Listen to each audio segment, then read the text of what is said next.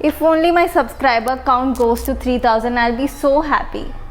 If only I get promotion this term, I'll be so happy. If only we buy a house this year, I'll be so happy. Sure. Have you ever had any of these thoughts?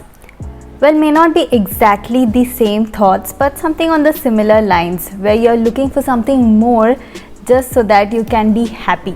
Hello everyone, my name is Shramika. I'm an engineer by profession and a seeker by passion. We all want to be happy in our lives, don't we? Write down in the comment section below if you feel otherwise. Since childhood, I've heard my father telling me that I just want you to grow up to be a good and a happy human. एक खुश और अच्छे इंसान बनो बड़े होके. And I thought that's what I will be, and that happiness will come by default. I did not think that I'll have to work towards my happiness constantly in my life, and it is tougher than expected. I came across a course on Coursera on the science of well-being by Professor Laurie Santos from Yale University. The About section of this course read, "In this course, you will engage in a series of challenges designed to increase your own happiness and build more productive habits."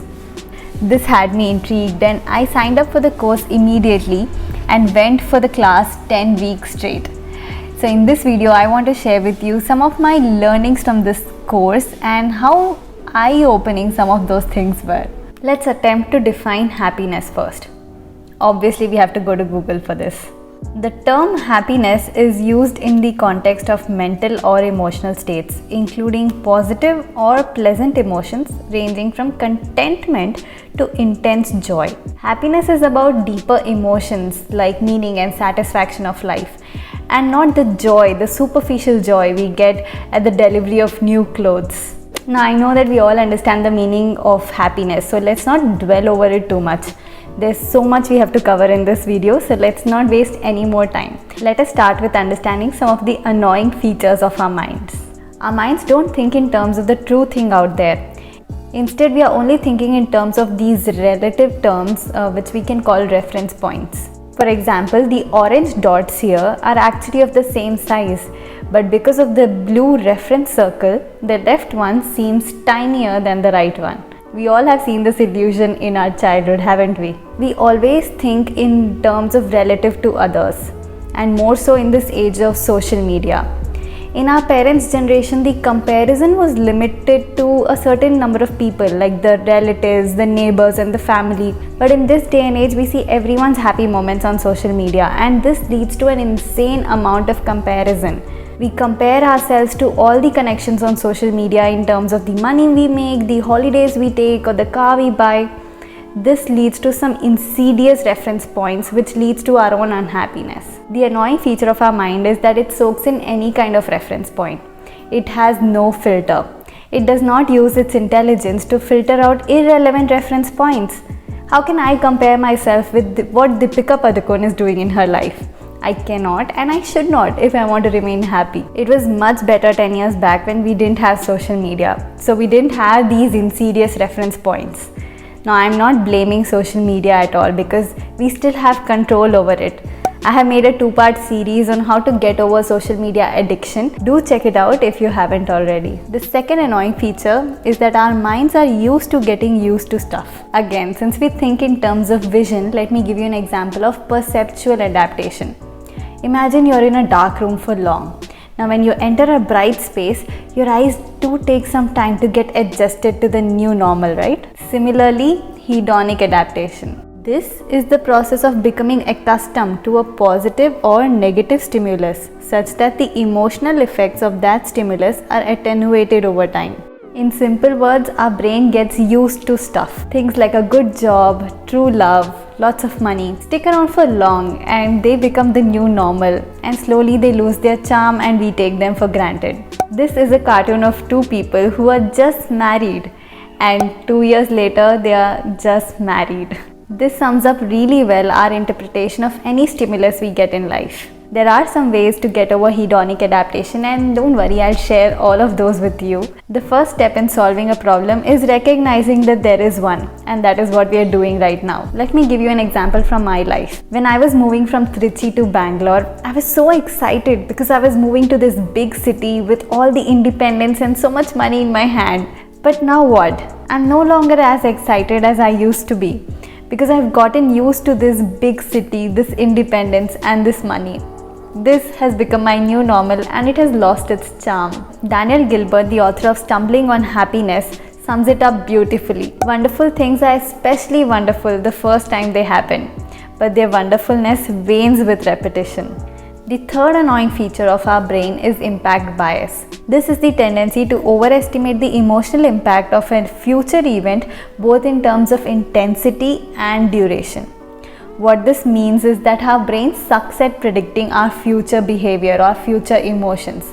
How? We think that the things are going to make us much happier and for much longer, but that just isn't the case. Suppose you bought a new house.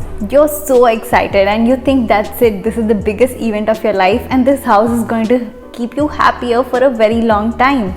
But this happiness wanes with time. And within a few weeks or months, you forget that you bought this house and you're back to your older levels of happiness. Now don't get me wrong, I'm not against buying a house or anything materialistic for that matter. I'm just explaining how our brain works. And again, I will share the solutions to these annoying features too, so please stick around. Impact bias is much worse for negative things. That is, we think we'll be much sadder for much longer when a negative thing happens to us.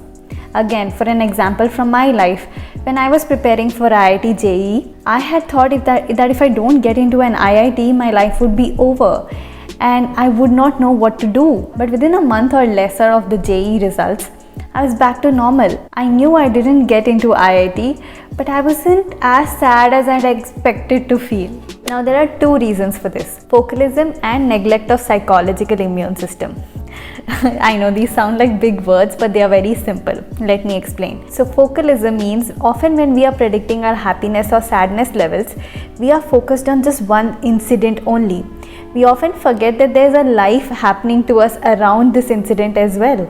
Like in my case, I forgot that I could get into some other good colleges like NIT if I don't get into an IIT. The second reason is we neglect our immune system. Yes, we have a psychological immune system as well that helps us to cope with negative events in our lives. We often forget how resilient we are. Suppose I had a breakup. My life wouldn't be over. I would go out for an ice cream or my friends would take me out for dinner, and slowly and surely I will cope up. Alright, this video has gotten much longer than I had expected it to. I have shared with you the annoying features of our brains, like how our minds think in terms of relative, they get used to stuff, and the impact bias as well. Now there are ways we can actively work with our minds around these three features, which I will share with you in my next video. But before I sign off from this video, I want to share my recent read with you all. One second. Heartful Potpourri by my school senior and now a very dear friend, V. Manaswini. This book has micro tales about our daily humdrum of life and how we can find happiness in the littlest of things if we focus on them. This book is for all the non-readers out there who think they cannot sit and read a book. I saw my father reading this book, so if he can, everyone can. This was my first ever book with micro tales. What the author has done that she has picked very generic stories and derived a meaning out of those. It's just amazing to me as a reader and as a thinker how she has conceptualized these stories. I highly recommend you check this book out. You can easily finish this book in one sitting or two, and you can flaunt your badge regarding it. And even though you will finish this book in just a sitting, the lessons of this book will linger on for long.